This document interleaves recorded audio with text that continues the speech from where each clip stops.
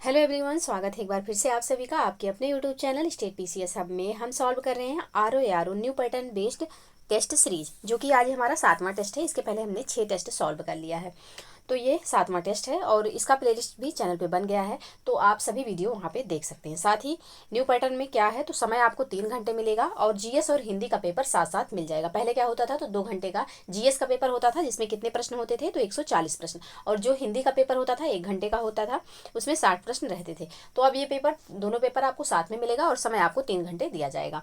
तो ये रही यहाँ पे टेस्ट सीरीज की बात, और ये बिल्कुल पेपर के पैटर्न बेस पर ही ये टेस्ट सीरीज है।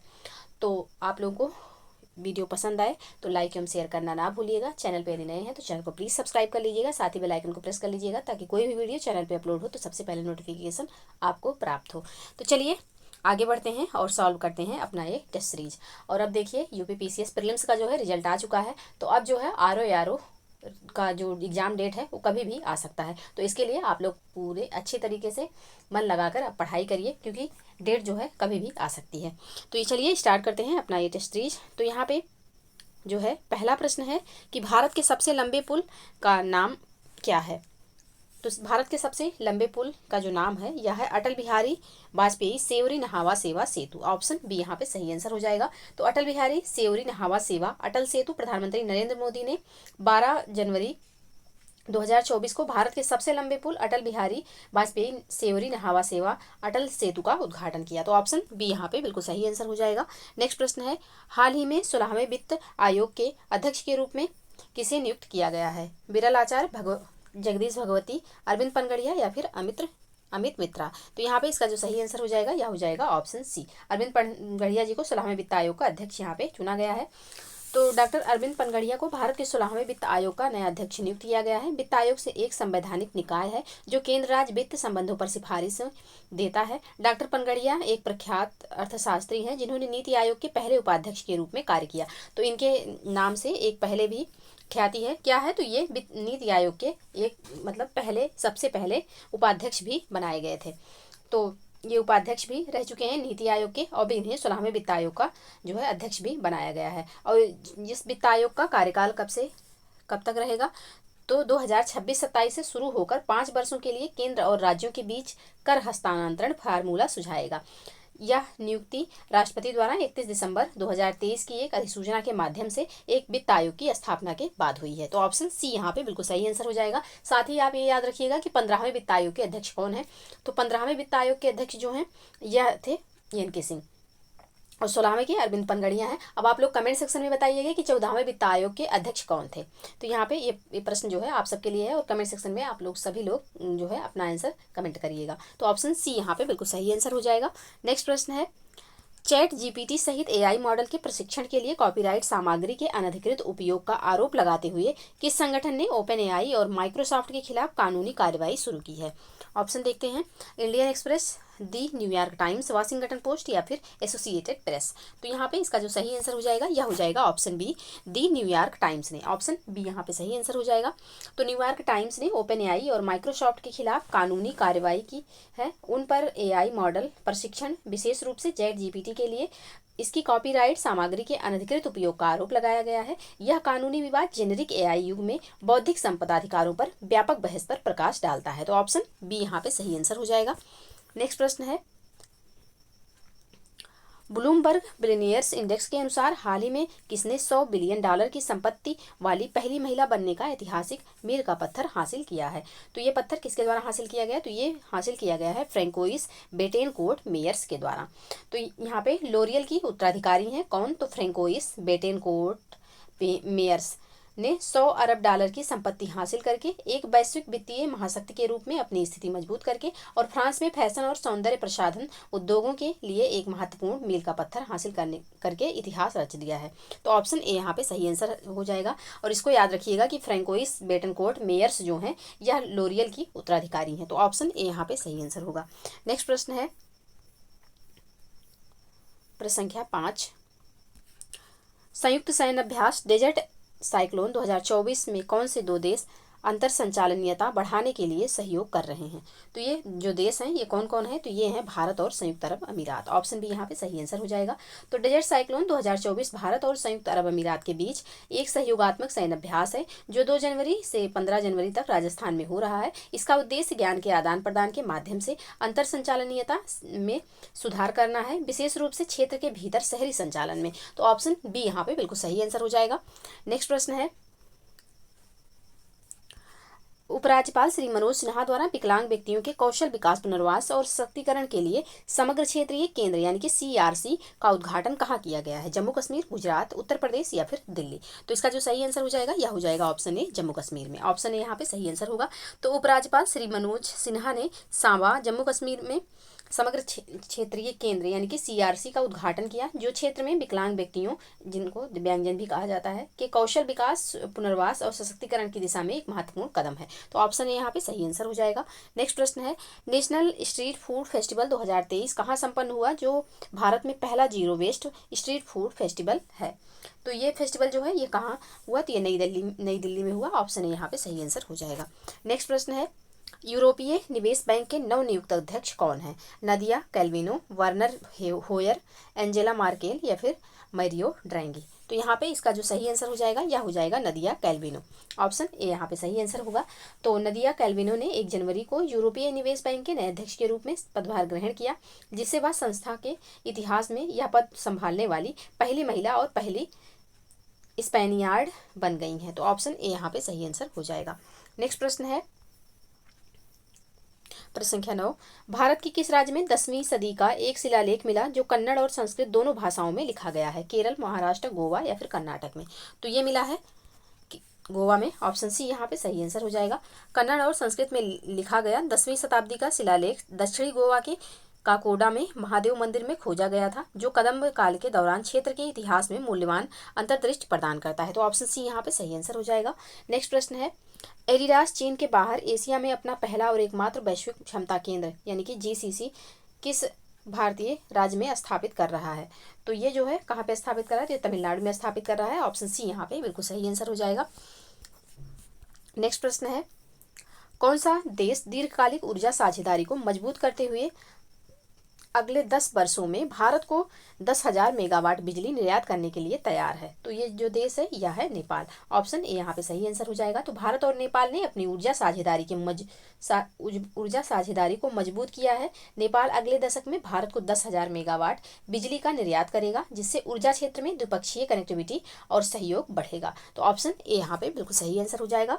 नेक्स्ट प्रश्न है, किस भारतीय राज्य ने देश का पहला रिपोर्ट और मीटिंग प्रबंधन पोर्टल लॉन्च किया है? कर्नाटक, महाराष्ट्र, तमिलनाडु या फिर हिमाचल प्रदेश? तो इसका जो सही आंसर हो जाएगा यह हो जाएगा option D, Himachal Pradesh. Option D यहाँ पे सही आंसर होगा।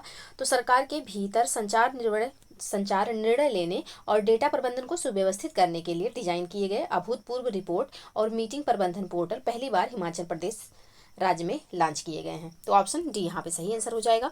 नेक्स्ट प्रश्न है,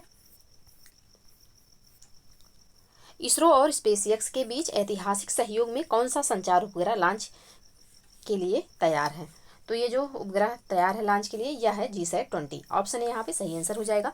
तो इसरो की वाणिज्यिक शाखा न्यू स्पेस इंडिया लिमिटेड यानी कि NSIL और स्पेसएक्स के बीच सहयोग के संचार उपग्रह GSAT-20 का प्रक्षेपण शामिल है। यह एक ऐतिहासिक क्षण है क्योंकि यह अंतरिक्ष अन्वेषण और उपग्रह तैनाती के लिए स्पेसएक्स के साथ भारत की पहली साझेदारी का प्रतीक है। तो ऑप्शन ए यहाँ पे सही आंसर हो जाएगा। नेक्स्ट प्रश्न है, हाल ही में एक घोषणा में किस राज्य में आदिवासियों और दलितों पर ध्यान केंद्रित करते हुए वृद्धावस्था पेंशन की आयु सीमा 60 वर्ष से घटाकर 50 वर्ष कर दी गई? किस राज्य में ये किया गया है? तो ये किया गया है झारखंड राज्य में। ऑप्शन डी यहाँ पे सही आंसर हो जाएगा। तो झारखंड के मुख्यमंत्री हेमंत सोरेन ने राज्य में हाशिए पर रहने वाले समुदायों के लिए वित्तीय सहायता बढ़ाने के उद्देश्य से आदिवासियों और दलितों पर विशेष ध्यान देने के लिए वृद्धावस्था पेंशन की आयु सीमा जो है 60 से घटा करके 50 वर्ष कर दी है। तो ऑप्शन डी यहाँ पे सही आंसर होगा। नेक्स्ट प्रश्न है, भारत और USAID के बीच समझौता ज्ञापन यानी कि MOU का लक्ष्य किस वर्ष तक भारतीय रेलवे को शुद्ध शून्य कार्बन उत्सर्जन प्राप्त करने में सहायता करना है? तो ये सहायता करना है 2030 तक। ऑप्शन सी यहाँ पे सही आंसर हो जाएगा।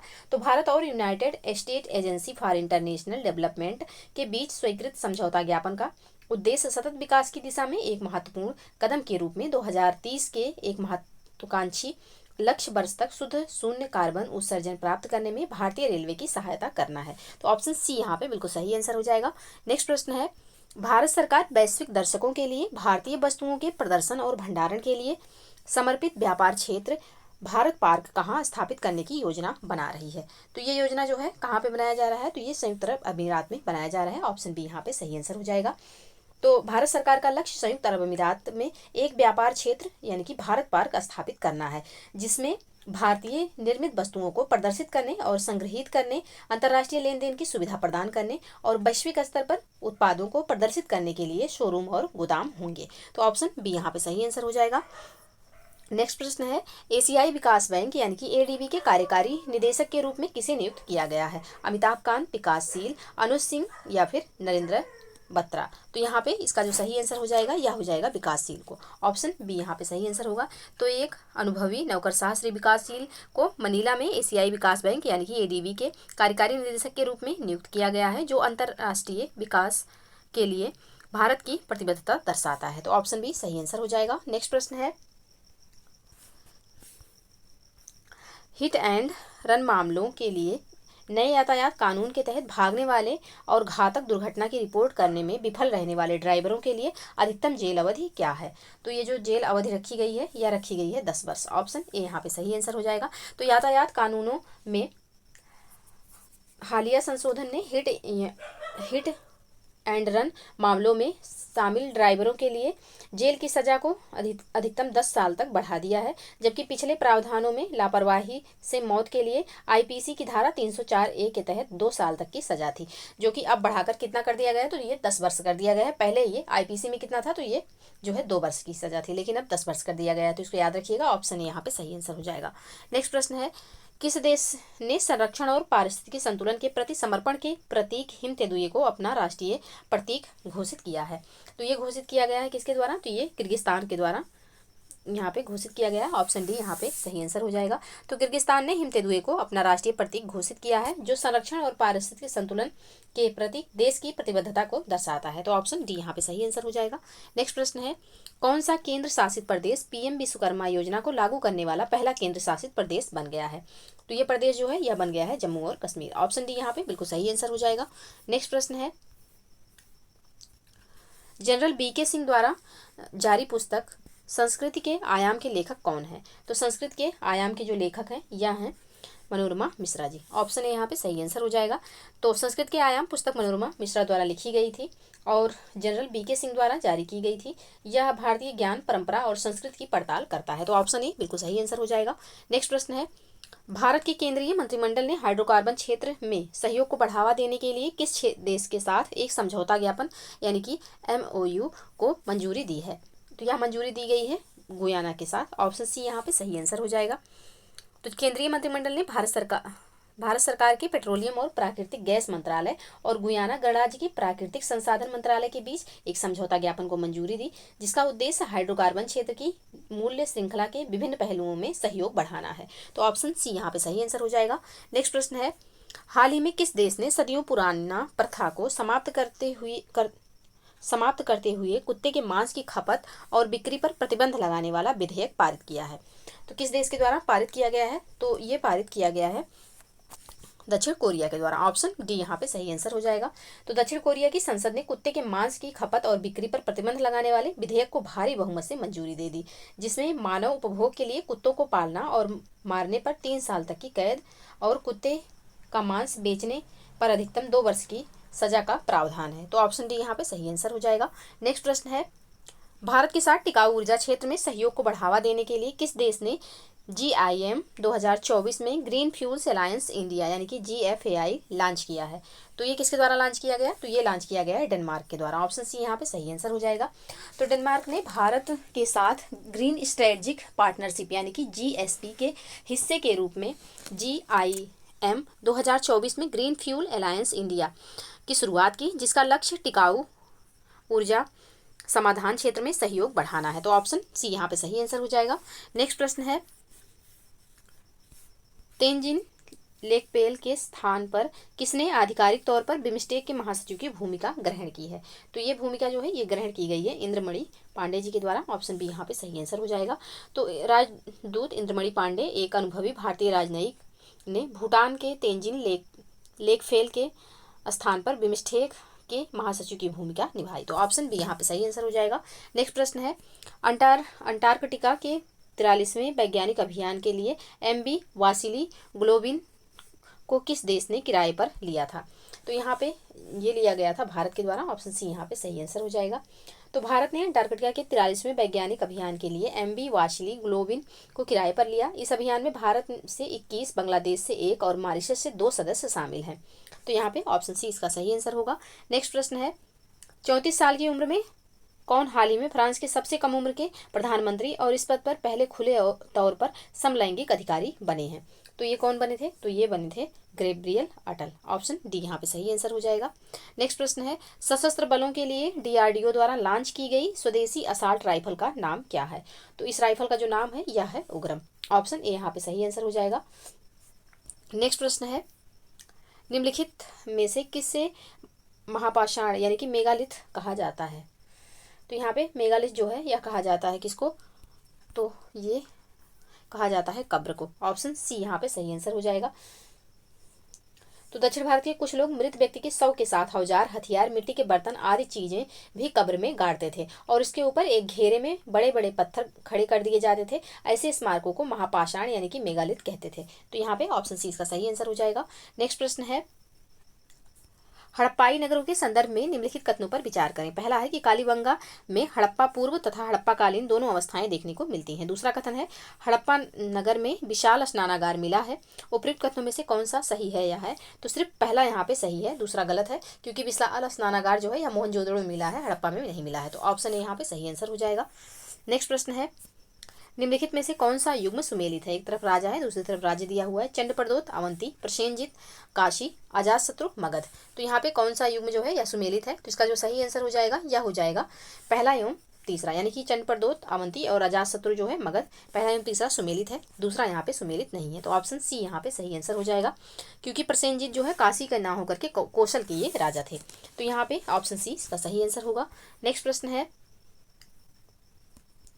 मुगल राज्य के स्वरूप को देखते हुए इनमें से किस विद्वान ने यह तर्क दिया कि मुगल भारत में राज्य की अनूठी विशेषता यह थी कि इसने शोषक वर्गों के लिए केवल सुरक्षात्मक भुजा के रूप में ही भूमिका निभाई, बल्कि यह स्वयं शोषण का प्रमुख यानी कि जरिया साधन था। तो यहाँ पे कौन सा इसमें ये कथन जो कहा गया है किसके द्वारा कहा गया है? तो ये कहा गया है इरफान हबीब के द्वारा। ऑप्शन यहाँ पे सही आंसर हो जाएगा। नेक्स्ट प्रश्न है, सविनय अवज्ञा आंदोलन के बारे में। तो सविनय अवज्ञा आंदोलन के दौरान किन स्थानों पर लोगों ने जंगल कानून को तोड़कर अपना विरोध प्रदर्शित किया? तो जंगल कानून को तोड़कर कहाँ पे विरोध प्रदर्शित किया गया था? तो ये विरोध जो है महाराष्ट्र में, कर्नाटक में और साथ ही मध्य भारत में प्रदर्शित किया गया था। तो इसका जो सही आंसर हो जाएगा यह हो जाएगा ऑप्शन डी, यानी कि 1, 2 और 4। ऑप्शन डी यहाँ पे सही आंसर हो जाएगा। नेक्स्ट प्रश्न है, घरी अथवा गृह कर लगाने वाला दिल्ली का प्रथम सुल्तान कौन था? तो यहाँ पे दिल्ली का प्रथम सुल्तान कौन था जिसने घरी कर और गृह कर लगाया था? तो इसका जो सही आंसर हो जाएगा यह हो जाएगा अलाउद्दीन खिलजी। ऑप्शन बी यहाँ पे सही आंसर होगा। तो अलाउद्दीन खिलजी अपने चाचा जलालुद्दीन फिरोज खिलजी की हत्या कर राजगद्दी पर बैठा था। इसने अपने साम्राज्य में घरी कर जो कि घरों एवं झोपड़ियों पर लगाया जाता था तथा चराई कर जो कि दुधारू पशुओं पर लगाया जाता था, ये 2 कर लगाया था। तो ऑप्शन बी यहाँ पे सही आंसर हो जाएगा। नेक्स्ट प्रश्न है, निम्नलिखित कथनों पर विचार करें। एक स्वस्थ शरीर का मतलब है ऐसा शरीर जो अपनी आत्मा की वशीभूत होता है और एक उपकरण की तरह सदैव इसकी सेवा के लिए तैयार रहता है। उपयुक्त कथन किसका माना जाता है? तो ये जो कथन है ये माना जाता है महात्मा गांधी जी का। ऑप्शन सी यहाँ पे सही आंसर हो जाएगा। नेक्स्ट प्रश्न है, निम्नलिखित कथनों पर विचार करें। भणैती यह लोक नाट्य उत्तराखंड में प्रचलित है। दूसरा है अंकिया महाराष्ट्र का लोक नाट्य है। और तीसरा है जात्रा उड़ीसा तथा बंगाल की। उड़ीसा तथा बंगाल की लोक नाट्य पर आधारित, और रम्मत जो है राजस्थान के बीकानेर तथा जैसलमेर में प्रचलित लोक नाट्य। निम्न कोटों की सहायता से सही युग्म या युग्मों का चयन करें, यानी कि कौन कौन सा इसमें सही सुमेलित है। तो इसका जो सही आंसर हो जाएगा यहाँ पे रम्मत जो दिया हुआ है राजस्थान के बीकानेर तथा जैसलमेर में प्रचलित लोक नाट्य, बिल्कुल सही है। और साथ ही यहाँ पे जो तीसरा दिया हुआ है कि जात्रा उड़ीसा तथा बंगाल की लोकनाट्य के बारे में यहाँ पे दिया हुआ है, तो यहाँ पे तीसरा एवं चौथा कथन सही है, पहला एवं दूसरा यहाँ पे सही नहीं है। तो इसका जो सही आंसर हो जाएगा यह हो जाएगा ऑप्शन बी। तीसरा एवं चौथा यहाँ पे सही है, ऑप्शन बी इसका सही आंसर हो जाएगा। नेक्स्ट प्रश्न है, निम्नलिखित कथनों पर विचार कीजिए। गवर्नमेंट ऑफ इंडिया एक्ट 1935 ईस्वी में पहला है प्रांतीय शासन का उपबंध था, दूसरा है कि एक संघीय न्यायालय फेडरल कोर्ट की स्थापना का उपबंध था, तीसरा है कि केंद्र में अखिल भारतीय संघ का उपबंध था। तो कौन कौन से कथन इसमें गवर्नमेंट ऑफ इंडिया एक्ट 1935 के बारे में सही है। तो इसका जो सही आंसर हो जाएगा यह हो जाएगा ऑप्शन डी, यानी कि तीनों कथन सही हैं, तीनों प्रावधान गवर्नमेंट ऑफ इंडिया एक्ट 1935 में दिया गया था। तो ऑप्शन डी यहाँ पे सही आंसर हो जाएगा। नेक्स्ट प्रश्न है, अब यहाँ पे सूची 1 को सूची 2 से सुमेलित करना है। एक तरफ संस्थापक है और दूसरी तरफ दिया गया है संस्था, तो इनको सुमेलित करना है। तो यहाँ पे सुरेंद्र नाथ बनर्जी तो ये हो जाएंगे इंडियन एसोसिएशन के संस्थापक। जस्टिस रनाडे तो ये पूना सार्वजनिक सभा के संस्थापक हो जाएंगे। MB राघवाचारी तो ये हो जाएंगे मद्रास महाजन सभा के संस्थापक। और फिरोज शाह मेहता तो ये बॉम्बे प्रेसिडेंसी एसोसिएशन के संस्थापक थे। तो यहाँ पे इसका जो सही कूट हो जाएगा यह हो जाएगा 3 2 1 4। 3 2 1 4 किस ऑप्शन में है, तो ऑप्शन सी में है, ऑप्शन सी इसका सही आंसर हो जाएगा। नेक्स्ट प्रश्न है, कथन कारण से संबंधित है। तो कथन पहले देखते हैं। शाहजहां के शासनकाल में दारा सिकोह को बल्ख, बदखशां और कांधार के अभियान पर भेजा गया था। कारण क्या है कि शाहजहां द्वारा मध्य पूर्व को भेजा गया अभियान अद्भुत रूप से सफल रहा था। नीचे दिए गए कूट का प्रयोग करके सही उत्तर का यहाँ पे चयन करना है। तो इसका जो सही आंसर हो जाएगा यह हो जाएगा ऑप्शन सी, यानी कि कथन तो सही है बट कारण यहाँ पे सही नहीं है, तो ऑप्शन सी इसका सही आंसर हो जाएगा। नेक्स्ट प्रश्न है, मोडी लिपि का प्रयोग किसके अभिलेखों में किया जाता है।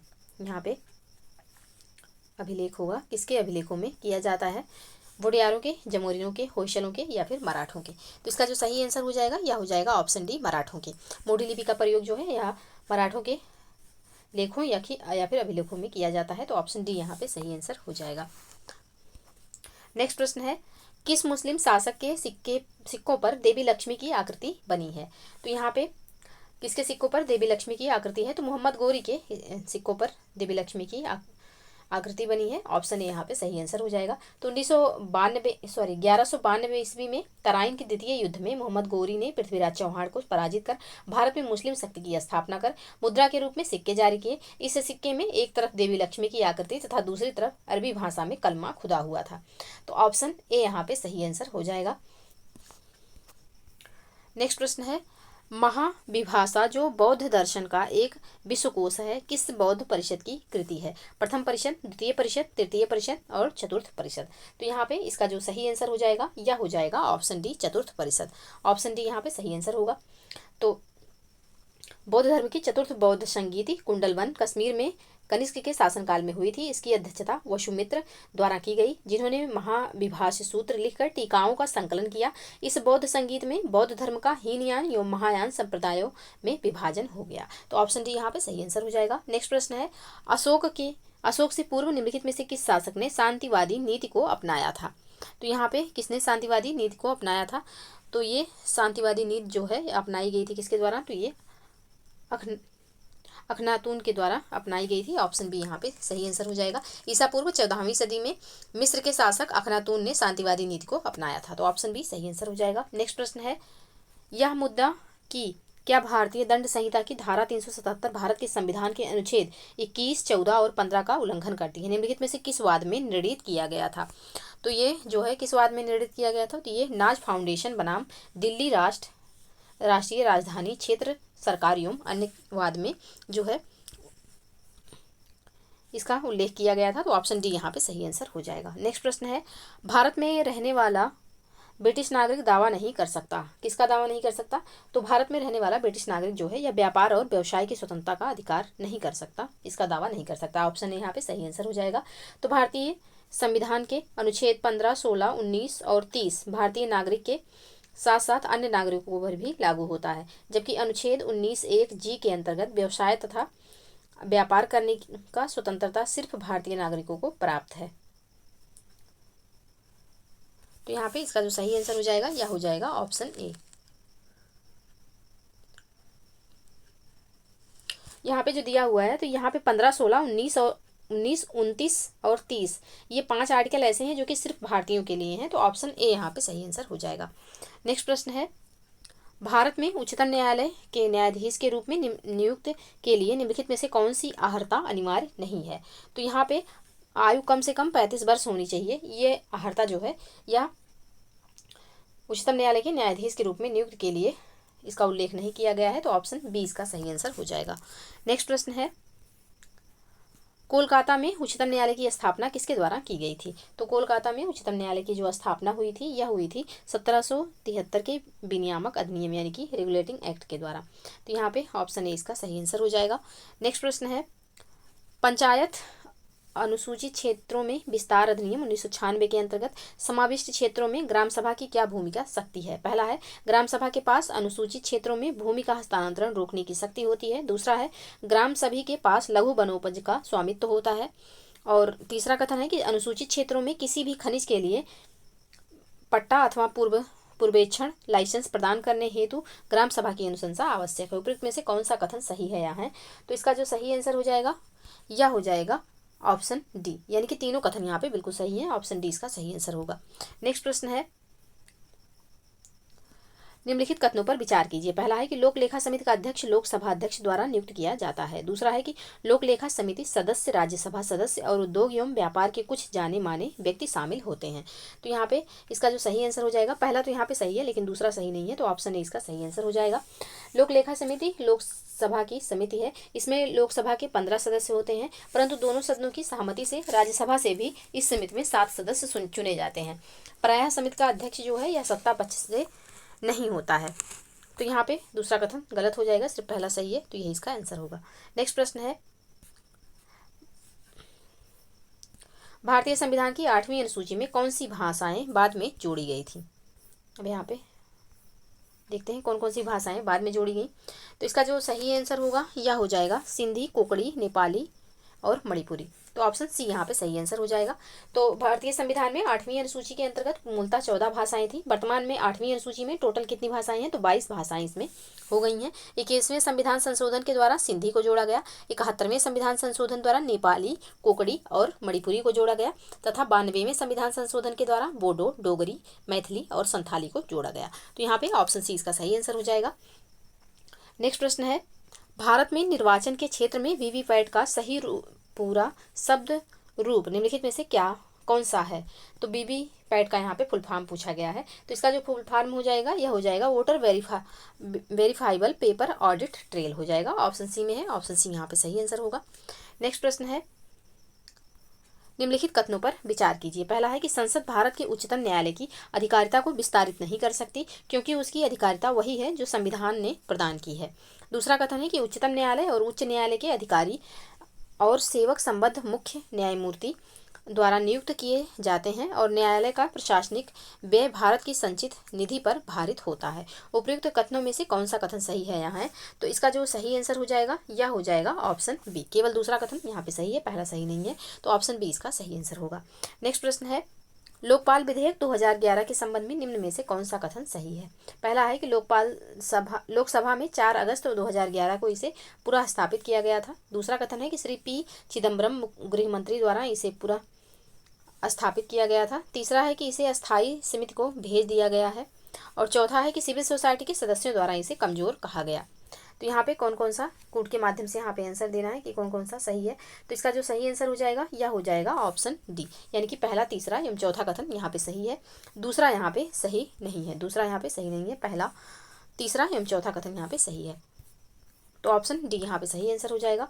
नेक्स्ट प्रश्न है, निम्नलिखित में से कौन भारत के सभी एटीएम को जोड़ता है। निम्नलिखित में से कौन भारत के सभी एटीएम को जोड़ता है। तो इसका जो सही आंसर हो जाएगा यह हो जाएगा भारतीय राष्ट्रीय भुगतान निगम यानी कि NPCI, national payment corporation of India. Option C यहाँ पे सही आंसर हो जाएगा। नेक्स्ट प्रश्न है, भारत के भारत की राष्ट्रीय आय कौन अनुमानित करता है? तो भारत की राष्ट्रीय आय जो है केंद्रीय सांख्यिकी संगठन के द्वारा अनुमानित किया जाता है। ऑप्शन डी यहाँ पे सही आंसर हो जाएगा। नेक्स्ट प्रश्न है, वर्ल्ड इकोनॉमिक आउटलुक नामक रिपोर्ट प्रकाशित की जाती है किसके द्वारा?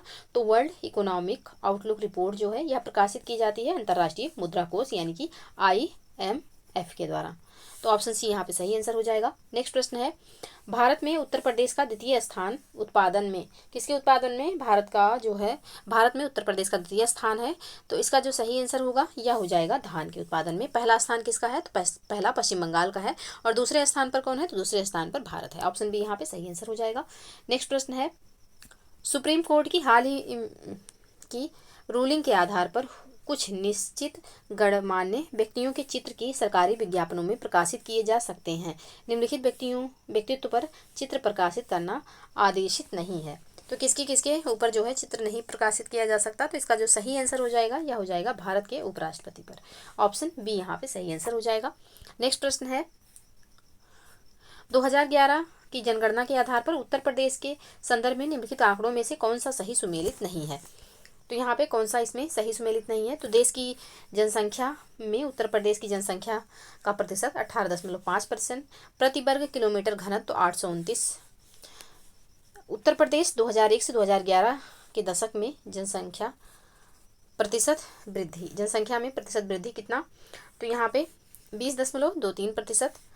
और महिला साक्षरता तो 57.18%। तो यहाँ पे पूछा गया है कौन सा सुमेलित नहीं है। तो यहाँ पे जो देश की जनसंख्या में उत्तर प्रदेश की जनसंख्या का प्रतिशत दिया हुआ 18.5%, जो कि यहाँ पे सही नहीं है, क्योंकि यहाँ पे इसका जो प्रतिशत है यह 16.5% होगा, ना कि 18.5%। तो पहला ही यहाँ पे असत्य है। बाकी तीनों ये जो ऑप्शन दिए हुए हैं तीनों बिल्कुल सही दिए हुए हैं।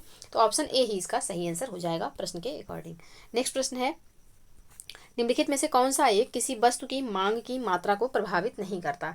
तो इसमें कौन सा एक है जो कि किसी वस्तु की मांग की मात्रा को प्रभावित नहीं करता है? तो इसका जो सही आंसर हो जाएगा यह हो जाएगा वस्तु के उत्पादन में आगतों की कीमतें। तो ऑप्शन डी यहाँ पे सही आंसर होगा। नेक्स्ट प्रश्न है, निम्नलिखित घटनाओं को भारत में उनके घटने के सुसंगत क्रम में व्यवस्थित कीजिए। महालनोबिस मॉडल, योजना छुट्टी, आवर्ती जमा यानी कि रोलिंग प्लान। तो यहाँ पे महालनोबिस मॉडल जो था यह 1956 से 61 के बीच में था, यानी कि द्वितीय पंचवर्षीय योजना में। और योजना छुट्टी जो है यह 1966 से 1969 के बीच में था, 1966 से 1969। और आवर्ती योजना यानी कि रोलिंग प्लान जो था यह 1978 से 80 के बीच में इसको लागू किया गया था। तो यहाँ पे इसका जो सही सीक्वेंस हो जाएगा यह हो जाएगा 1, 2 और 3। तो ऑप्शन ए में है, ऑप्शन ए यहाँ पे सही आंसर हो जाएगा। नेक्स्ट प्रश्न है, निम्नलिखित में से एक भारत की विदेशी मुद्रा आरक्षित निधि का घटक नहीं है। कौन सा इसमें से भारत की विदेशी मुद्रा आरक्षित निधि का घटक नहीं है? तो इसका जो सही आंसर हो जाएगा यह हो जाएगा भारत की विदेशी मुद्रा परिसंपत्ति। ऑप्शन सी यहाँ पे सही आंसर हो जाएगा। तो विदेशी मुद्रा आरक्षित निधि में क्या क्या शामिल होता है? तो विदेशी आहरण अधिकार शामिल होते हैं, RBI का स्वर्ण भंडार शामिल होता है, और विदेशी मुद्रा परिसंपत्ति भी शामिल होती है। तो यहाँ पे जो शामिल नहीं होता है यह सरकार की विदेशी मुद्रा परिसंपत्ति जो है यह नहीं शामिल होती, जबकि विदेशी मुद्रा परिसंपत्ति इसमें शामिल होती है। तो ऑप्शन सी यहाँ पे सही आंसर हो जाएगा प्रश्न के अकॉर्डिंग। नेक्स्ट प्रश्न है, निम्नलिखित करों पर विचार कीजिए। पहला है कंपनी कर, दूसरा है सीमा शुल्क, तीसरा है संपत्ति कर और चौथा है उत्पाद शुल्क। तो इन कथनों में से कौन से अप्रत्यक्ष कर हैं? कौन कौन से इसमें से अप्रत्यक्ष कर हैं? तो यहाँ पे सीमा शुल्क और जो है उत्पाद शुल्क, ये दोनों क्या हैं? तो ये दोनों जो है अप्रत्यक्ष कर हैं। तो इसका जो सही आंसर हो जाएगा यह हो जाएगा ऑप्शन बी। नेक्स्ट प्रश्न है, निम्नलिखित में से किसको करेंसी नोट निर्गमन करने का अधिकार प्राप्त है? तो ये अधिकार जो है यह किसको प्राप्त है? तो ये अधिकार जो है यह भारतीय रिजर्व बैंक को प्राप्त है। ऑप्शन डी यहाँ पे सही आंसर हो जाएगा। तो भारतीय रिजर्व बैंक को सभी प्रकार के करेंसी नोट निर्गमन करने का अधिकार प्राप्त है। यह भारत सरकार का मौद्रिक प्राधिकरण है। प्रत्येक करेंसी नोट पर भारतीय रिजर्व बैंक के द्वारा एक वादा किया जाता है। यदि कोई भारतीय रिजर्व बैंक अथवा किसी व्यावसायिक बैंक को नोट प्रस्तुत करता है तो भारतीय रिजर्व बैंक उस नोट पर अंकित मूल्य के बराबर क्रय शक्ति प्रदान करने के लिए उत्तरदायी है। तो ऑप्शन डी यहाँ पे सही आंसर हो जाएगा। नेक्स्ट प्रश्न है, फिलिप्स वक्र किनके मध्य संबंध को व्यक्त करता है? तो फिलिप्स वक्र जो है यह मुद्रास्फीति एवं बेरोजगारी के बीच जो है संबंध को व्यक्त करता है। तो ऑप्शन बी यहाँ पे सही आंसर हो जाएगा। नेक्स्ट प्रश्न है, लोक खाता के संदर्भ में विचार कीजिए। पहला है कि इसका उल्लेख अनुच्छेद 266(2) में किया गया है। दूसरा कथन है कि सरकार द्वारा प्राप्त की जाने वाली वह धनराशि जो संचित निधि में जमा नहीं की जाती, लोक खाते में जमा की जाती है। अब यहाँ पे उपयुक्त में से कौन सा कथन सही है यहाँ है? तो इसका जो सही आंसर हो जाएगा यह हो जाएगा पहला एवं दूसरा, यहाँ पे दोनों कथन सही है। तो ऑप्शन सी यहाँ पे सही आंसर होगा। नेक्स्ट प्रश्न है, भारत में निम्नलिखित में से कौन सा एक संवैधानिक निकाय नहीं है? तो भारत में इनमें से कौन सा एक संवैधानिक निकाय नहीं है? तो इसका जो सही आंसर हो जाएगा यह हो जाएगा कि राष्ट्रीय मानवाधिकार आयोग। तो ऑप्शन डी यहाँ पे सही आंसर होगा। तो भारत का राष्ट्रीय मानवाधिकार आयोग एक स्वायत्त विधिक संस्था है, ना कि संवैधानिक निकाय। तो यहाँ पे इसकी स्थापना 12 अक्टूबर 1993 को हुई थी। इसकी स्थापना मानवाधिकार संरक्षण अधिनियम 1993 के तहत की गई।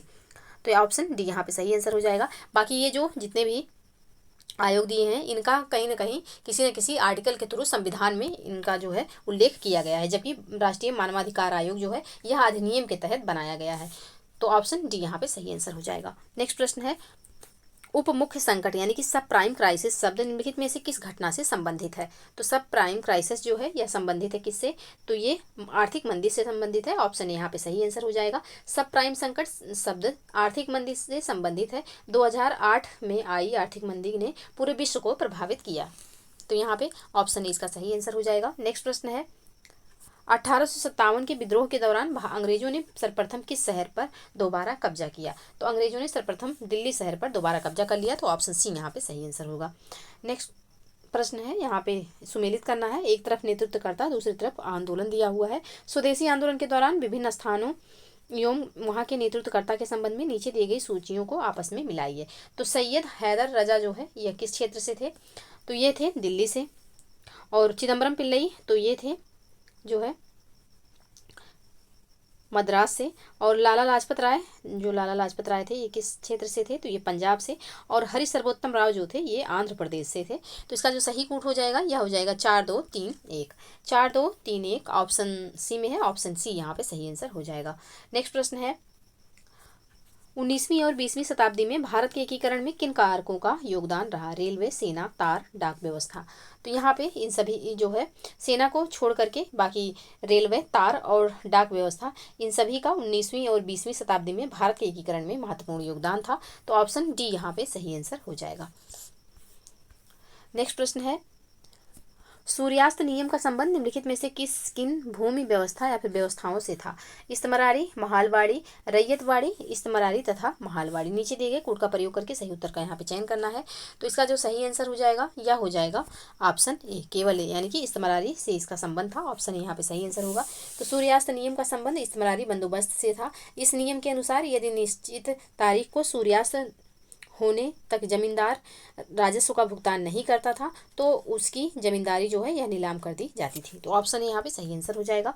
नेक्स्ट प्रश्न है, ब्रिटिश काल में किस एक्ट में विद्वान भारतीयों को बढ़ावा देने तथा देश में आधुनिक विज्ञानों के ज्ञान को प्रोत्साहित करने के सिद्धांत को शामिल किया गया? तो ये जो है किसमें शामिल हुआ? तो ये शामिल हुआ है 1813 का चार्टर एक्ट में। ऑप्शन बी यहाँ पे सही आंसर हो जाएगा। तो 1813 के चार्टर एक्ट में विद्वान भारतीयों को बढ़ावा देने तथा देश में आधुनिक विज्ञान के ज्ञान को प्रोत्साहित करने का सिद्धांत शामिल किया गया। इस एक्ट के तहत ईस्ट इंडिया कंपनी को इस उद्देश्य के लिए 1 लाख रुपए खर्च करने का निर्देश दिया गया, मगर 1823 तक कंपनी के अधिकारियों ने इस काम के लिए यह मतलब छोटी रकम भी खर्च नहीं कर पाए थे ये। तो ऑप्शन बी यहाँ पे सही आंसर हो जाएगा। नेक्स्ट प्रश्न है, निम्नलिखित कथनों पर विचार कीजिए। जैनुल आबिदीन द्वारा पूरी की गई कश्मीर की जामा मस्जिद की प्रभावकारी विशेषताओं में शामिल है? बुर्ज, बौद्ध पैगोडाओं से समानता, फारसी शैली। उपरोक्त में से कौन सा कथन सही है यहाँ है? तो इसका जो सही आंसर हो जाएगा यह हो जाएगा तीनों। यहाँ पे तीनों विशेषता जो है कश्मीर में बनवाई गई जामा मस्जिद में मौजूद है। जिसको किसने बनवाया? तो जैन उल आबिदीन ने बनवाया था। ऑप्शन बी यहाँ पे सही आंसर हो जाएगा। नेक्स्ट प्रश्न है, निम्नलिखित में से कौन सा एक सही सुमेलित है? काकतीय, देवगिरी, होयसल, दारसमुद्र, यादव, वारंगल, पांडे, मदुरा। तो कौन सा इसमें से एक ऐसा है जो कि सही सुमेलित है? तो यहाँ पे होयसल का जो दारसमुद्र दिया हुआ है बिल्कुल सही सुमेलित है, ऑप्शन बी यहाँ पे सही आंसर हो जाएगा।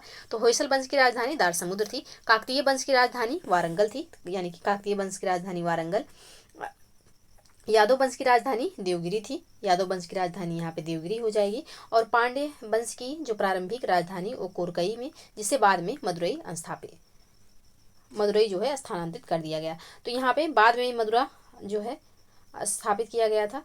तो यहाँ पे जो सबसे सही सुमेलित है यह है होयसल, क्योंकि पांडे की जो प्रारंभिक राजधानी थी वो कोरकई थी। तो यहाँ पे ऑप्शन बी इसका सही आंसर हो जाएगा। नेक्स्ट प्रश्न है, हर्षवर्धन की मृत्यु के बाद निम्नलिखित में से किसने कान्यकुब्ज में सत्ता हड़प ली थी? तो ये सत्ता किसके द्वारा हड़पी गई थी? तो ये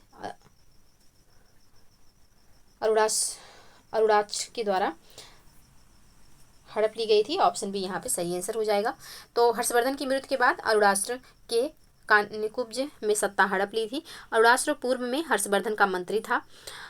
अरुणाचल को अरब केर सिदून खलीफा द्वारा नियोजित प्रारंभिक मुसलमान आक्रमणों को प्रभावहीन करने के लिए जाना जाता है। तो ऑप्शन बी यहाँ पे सही आंसर हो जाएगा।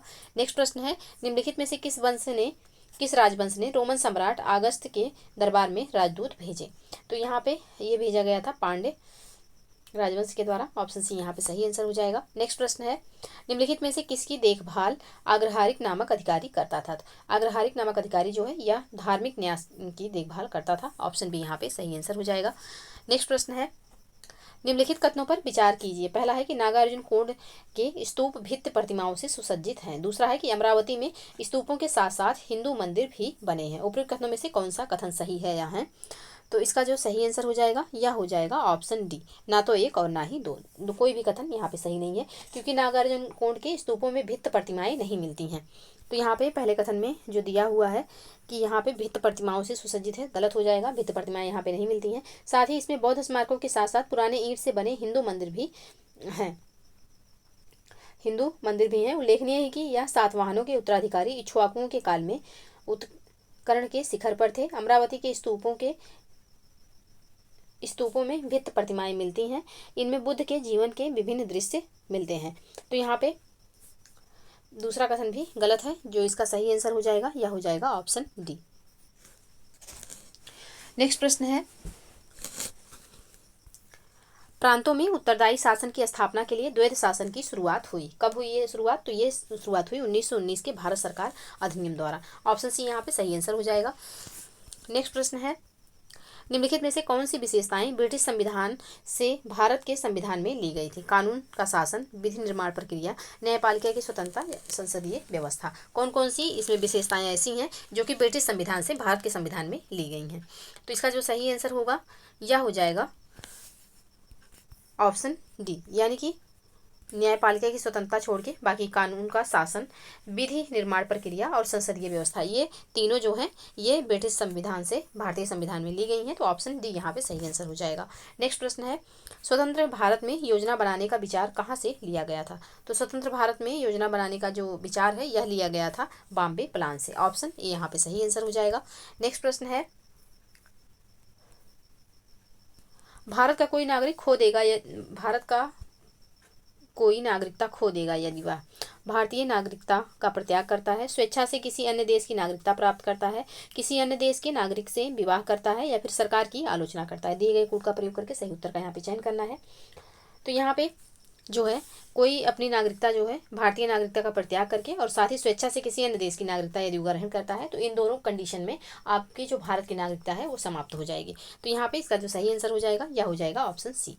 नेक्स्ट प्रश्न है, निम्नलिखित उद्देश्यों में से कौन सा एक भारत के संविधान की उद्देशिका में सन्निविष्ट नहीं है? तो यहाँ पे भारत की उद्देशिका में कौन सा यहाँ पे सन्निविष्ट नहीं है? तो इसका जो सही आंसर हो जाएगा यह हो जाएगा आर्थिक स्वतंत्रता, ऑप्शन बी यहाँ पे सही आंसर होगा।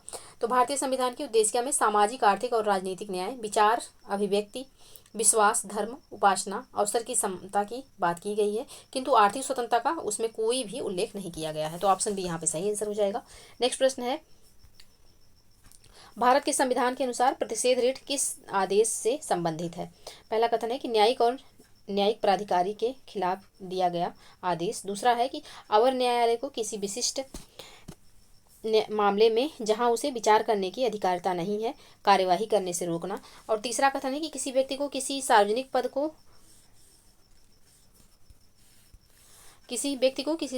पद को जिसके लिए वह हकदार नहीं है धारण करने से रोकना। तो यहाँ पे नीचे दिए गए कोड का प्रयोग करके सही आंसर बताना है कि कौन सा यहाँ पे सही है। तो इसका जो सही आंसर हो जाएगा यह हो जाएगा, पहला एवं दूसरा कथन यहाँ पे सही है, तीसरा सही नहीं है, तो ऑप्शन ए इसका सही आंसर हो जाएगा। नेक्स्ट प्रश्न है,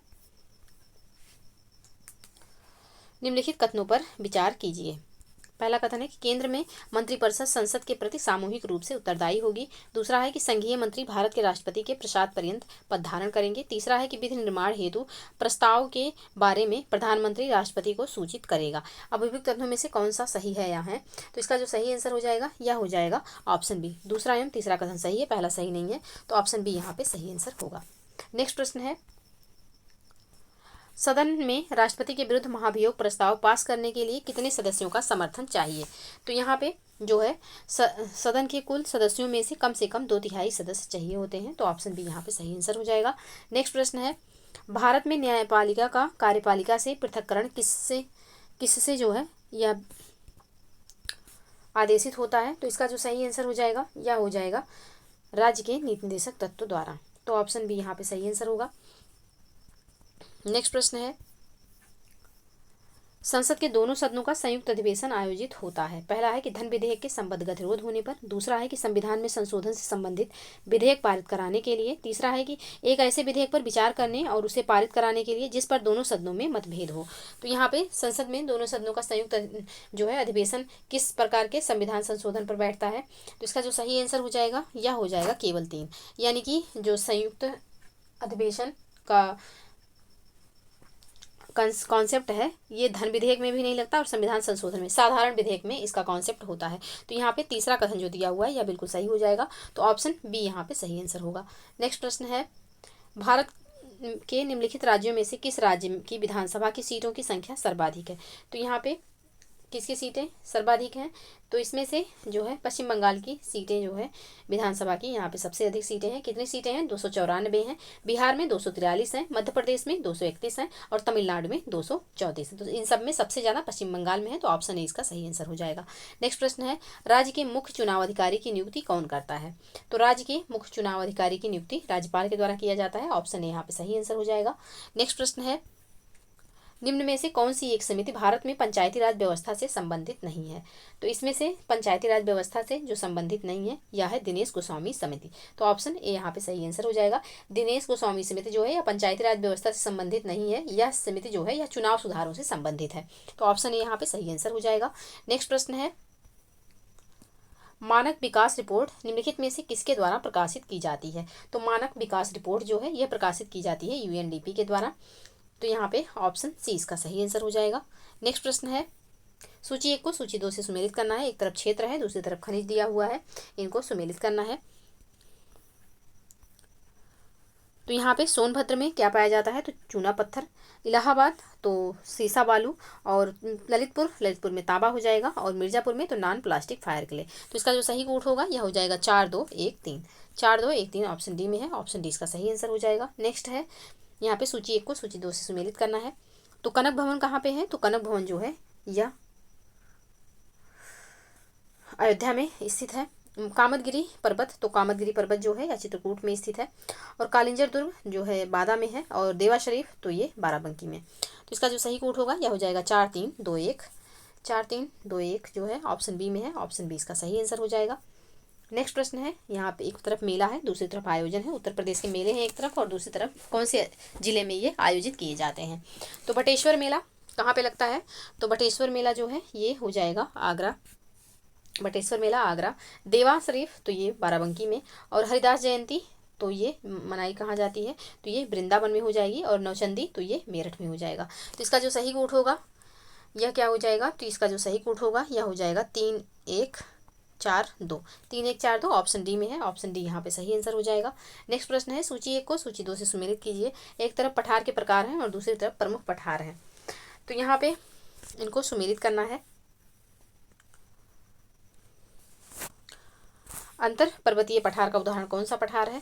तो अंतर पर्वतीय पठार का उदाहरण जो है ये हो जाएगा बोलबिया का पठार। महाद्वीपीय पठार, तो महाद्वीपीय पठार कौन सा है? तो ये हो जाएगा शिलांग का पठार। और संचयित पठार कौन सा है? तो संचयित पठार हो जाएगा आयरलैंड का एंट्रिम पठार। और पर्वतीय पठार पर्वत पदीय पठार कौन सा हो जाएगा? तो ये हो जाएगा पैटागोनिया का पठार। तो यहाँ पे इसका जो सही हो जाएगा यह हो जाएगा 1 4 2 3। 1 4 2 3 ऑप्शन डी में है, ऑप्शन डी इसका सही आंसर हो जाएगा। नेक्स्ट प्रश्न है, श्रीलंका में तटीय बालू से प्राप्त होने वाली मूल्यवान खनिज उत्पाद निम्न में से कौन सा है या है? तो यहाँ पे श्रीलंका में जो मूल्यवान खनिज प्राप्त होता है तटीय बालू से, यह जो है कौन कौन से हैं? तो ये मोनाजाइट होगा, जिरकान होगा और ग्रेफाइट, तीनों हो जाएंगे। तो ऑप्शन डी यहाँ पे सही आंसर हो जाएगा। नेक्स्ट प्रश्न है, चूना पत्थर के संदर्भ में नीचे दिए गए कथनों पर विचार कीजिए। पहला कथन है कि चूना पत्थर अधिकांशतः आग्नेय प्रकार की चट्टानों में पाया जाता है। दूसरा है कि यह सीमेंट उद्योग का आधारभूत कच्चा माल है। उपरोक्त में से कौन सा सही है या है? तो इसका जो सही आंसर हो जाएगा यह हो जाएगा केवल दूसरा कथन यहाँ पे सही है, पहला सही नहीं है। तो ऑप्शन बी यहाँ पे सही आंसर होगा। नेक्स्ट प्रश्न है, उष्णकटिबंधीय सदाबहार वन भारत के किन किन क्षेत्रों में पाए जाते हैं?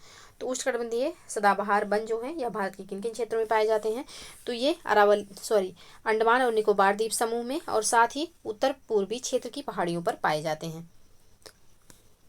और ये जो उष्णकटिबंधीय सदाबहार वन तो पश्चिमी घाट के पूर्वी ढाल पर नहीं पाए जाएंगे, ये पश्चिमी घाट के पश्चिमी ढाल पर पाए जाएंगे, क्योंकि पूर्वी ढाल जो होता है ये जो है वृक्ष छाया क्षेत्र में आता है, यहाँ पे बारिश उतना नहीं होती है। तो यहाँ पे पहला एवं तीसरा में नहीं, जबकि दूसरा एवं चौथा यानी कि अंडमान और निकोबार द्वीप समूह में, साथ ही उत्तर पूर्वी क्षेत्र की पहाड़ियों पर कौन से वन पाए जाते हैं? तो उष्णकटिबंधीय सदाबहार वन पाए जाते हैं। तो इसका जो सही आंसर हो जाएगा ऑप्शन सी हो जाएगा। नेक्स्ट प्रश्न है, निम्नलिखित में से किसमें न्यूट्रॉन अनुपस्थित होता है? तो न्यूट्रॉन किसमें अनुपस्थित होता है? तो ये हाइड्रोजन में अनुपस्थित होता है। ऑप्शन बी यहाँ पे सही आंसर हो जाएगा। तो हाइड्रोजन के परमाणु में एक इलेक्ट्रॉन तथा एक प्रोटॉन होता है, परंतु न्यूट्रॉन अनुपस्थित होता है। हाइड्रोजन के परमाणु का आकार सबसे छोटा होता है। तो ऑप्शन बी सही आंसर हो जाएगा। नेक्स्ट प्रश्न है, निम्नलिखित कथनों पर विचार कीजिए। पहला है कि संगमरमर टूथपेस्ट का संगठक है। दूसरा है कि जिप्सम का उपयोग अमोनियम सल्फेट के निर्माण में किया जाता है। उपयुक्त में से कौन सा कथन सही है या है? तो इसका जो सही आंसर हो जाएगा यह हो जाएगा ऑप्शन बी। केवल दूसरा यहाँ पे सही है, पहला सही नहीं है। तो ऑप्शन बी यहाँ पे सही आंसर होगा। नेक्स्ट प्रश्न है, निम्नलिखित में से कौन सा एंजाइम ग्लूकोज को एथेनॉल में परिवर्तित करता है? तो ग्लूकोज को एथेनॉल में जो परिवर्तित करता है ये है जाइमेज। ऑप्शन ए यहाँ पे सही आंसर हो जाएगा। जाइमेज नामक एंजाइम ग्लूकोज शर्करा के एथेनॉल एवं कार्बन डाइऑक्साइड में किण्वन को प्रेरित करता है। तो ऑप्शन ए यहाँ पे सही आंसर हो जाएगा। नेक्स्ट प्रश्न है, अस्थि एवं दंत निर्माण हेतु निम्नलिखित में से किनकी आवश्यकता होती है? तो अस्थि एवं दंत निर्माण हेतु किसकी आवश्यकता होती है? तो यहाँ पे आवश्यकता होती है कैल्शियम और फास्फोरस की। ऑप्शन डी यहाँ पे सही आंसर हो जाएगा। नेक्स्ट प्रश्न है, 10% नियम किससे संबंधित है? तो 10% का नियम जो है यह किससे संबंधित है? तो यह संबंधित है ऊर्जा का खाद्य के रूप में एक पोषीय स्तर से दूसरे पोषीय स्तर तक पहुंचना। ऑप्शन यहाँ पे सही आंसर हो जाएगा। नेक्स्ट प्रश्न है, पर्यावरण के संबंध में निम्नलिखित में से कौन सा कथन असत्य है? असत्य कथन यहाँ पे बताना है। तो यहाँ पे असत्य कथन जो हो जाएगा यह हो जाएगा ऑप्शन ए ही, कि हरे पौधे अपने मृत अवयवों को अपघटित कर सकते हैं, ये गलत है। तो यहाँ पे ऑप्शन ए इसका सही आंसर हो जाएगा, क्योंकि पर्यावरण के संबंध में कथन एक जो है यह असत्य है, क्योंकि हरे पौधे अपने मृत अवयवों को अपघटित नहीं कर सकते। पौधों का अपघटन पर्यावरण की विभिन्न परिस्थितियों द्वारा किया जाता है। तो ऑप्शन ए इसका सही आंसर हो जाएगा। अब यहाँ पे सुमेलित करना है, एक तरफ राष्ट्रीय उद्यान दिए हुए हैं, दूसरी तरफ राज्य दिया हुआ है। तो बांधवगढ़ कहाँ पर है, किस राज्य में? तो बांधवगढ़ मध्य प्रदेश हो जाएगा। बादीपुर कर्नाटक हो जाएगा। रोहिला जो है यह हिमाचल प्रदेश में, और गिर जो है यह गुजरात में हो जाएगा। तो इसका जो सही कूट होगा यह हो जाएगा 3 4 1 2। 3 4 1 2 ऑप्शन ए में है। तो ऑप्शन ए इसका सही आंसर हो जाएगा। नेक्स्ट प्रश्न है, जैव विविधता के संबंध में दिए गए कथनों पर विचार कीजिए तथा इनमें असत्य कथनों की पहचान कीजिए। तो इसका जो सही आंसर हो जाएगा यह हो जाएगा ऑप्शन ए। जीवों में केवल जाति स्तर पर विविधता पाई जाती है, ये कथन यहाँ पे असत्य है। तो ऑप्शन ए इसका सही आंसर हो जाएगा, क्योंकि जैव विविधता के संबंध में दिए गए कथनों में कथन एक जो है असत्य है। जीवों में केवल जाति या प्रजातियां स्तर पर विविधता नहीं पाई जाती, बल्कि आनुवंशिक और पारिस्थितिकीय स्तर पर भी विविधता पाई जाती है। तो ऑप्शन ए यहाँ पे सही आंसर हो जाएगा। नेक्स्ट प्रश्न है, निम्नलिखित युग्मों में से कौन सा सुमेलित नहीं है? पहला है थायमीन बेरी, विटामिन डी सूखा रोग, विटामिन के बंध्यापन, नियासिन पेराग्रा। तो यहाँ पे कौन सा सुमेलित नहीं है? तो इसका जो सही आंसर हो जाएगा यह हो जाएगा ऑप्शन सी। यानी कि विटामिन के जो यहाँ पे दिया हुआ है कि बंध्यापन, तो विटामिन के की वजह से बंध्यापन नहीं होता है। विटामिन के की वजह से जो ब्लड है इसमें क्लॉटिंग नहीं होती है, जिसकी वजह से अगर किसी के अंदर विटामिन के की कमी है तो उसका खून लगातार बहता रहता है, खून जमता नहीं है, जिसकी वजह से अगर कहीं चोट लग जाता है तो खून बहुत ज़्यादा बहने की स्थिति में मृत्यु भी हो सकती है। तो यहाँ पे विटामिन के जो है ये खून रक्त का थक्का जमा देता है, ये बंध्यापन से संबंधित नहीं है। जबकि बंध्यापन से संबंधित कौन सी विटामिन है, तो ये विटामिन ई हो जाएगी। विटामिन ई जो है यह किससे संबंधित है, तो यह बंध्यापन से संबंधित है, यानी कि इसकी कमी से जो बांझपन की स्थिति है यह उत्पन्न हो जाती है। तो यहाँ पे ये जो है ऑप्शन सी सही सुमेलित नहीं है। बाकी थायमिन की कमी से बेरी, विटामिन डी की कमी से सूखा रोग और नियासिन की कमी से पिलाग्रा रोग हो जाता है। तो ऑप्शन सी यहाँ पे प्रश्न के अकॉर्डिंग सही आंसर हो जाएगा। नेक्स्ट प्रश्न है, तपेदिक नामक रोग किस जीव के कारण होता है। तो तपेदिक नामक रोग जो है यह किसके द्वारा होता है, तो ये माइकोबैक्टीरियम बैक्टीरिया के द्वारा होता है। ऑप्शन बी यहाँ पे सही आंसर हो जाएगा। इसके जो बैक्टीरिया का नाम है यह है माइकोबैक्टीरियम ट्यूबरकुलोसिस। इसको शॉर्ट फॉर्म में टीबी भी कहा जाता है। तो ऑप्शन बी यहाँ पे सही आंसर हो जाएगा। नेक्स्ट प्रश्न है, ऊर्जा रूपांतरण के संदर्भ में निम्नलिखित कथनों पर विचार करें। पहला कथन है कि ऊर्जा को नष्ट तो किया जा सकता है किंतु ऊर्जा को उत्पन्न नहीं किया जा सकता। दूसरा कथन है, ऊर्जा रूपांतरण की अवस्था में निकाय की कुल ऊर्जा अपरिवर्तित रहती है। उपरोक्त में से कौन सा कथन सही है यहाँ है, तो इसका जो सही आंसर हो जाएगा यह हो जाएगा बी। केवल दूसरा कथन सही है, पहला सही नहीं है। तो ऑप्शन बी यहाँ पे सही आंसर हो जाएगा। ऊर्जा के संरक्षण नियम के अनुसार ऊर्जा ना तो उत्पन्न की जा सकती है और ना ही नष्ट की जा सकती है। जबकि पहले कथन में दिया हुआ है कि नष्ट तो किया जा सकता है पर उत्पन्न नहीं किया जा सकता। तो पहला कथन गलत हो जाएगा, सिर्फ दूसरा सही है यहाँ पे। नेक्स्ट प्रश्न है, कोयला किस प्रकार की सेल का उदाहरण है। तो कोयला जो है यह किस प्रकार की सेल का उदाहरण है, तो ये अवसादी सेल का उदाहरण है। ऑप्शन यहाँ पे सही आंसर हो जाएगा। कोयला कार्बनिक रूप से निर्मित अवसादी सेल का उदाहरण है। इसके अतिरिक्त गीजराइट, खड़िया, चूना पत्थर आदि भी कार्बनिक रूप से निर्मित अवसादी सेलें हैं। तो ऑप्शन ए यहाँ पे सही आंसर हो जाएगा। नेक्स्ट प्रश्न है,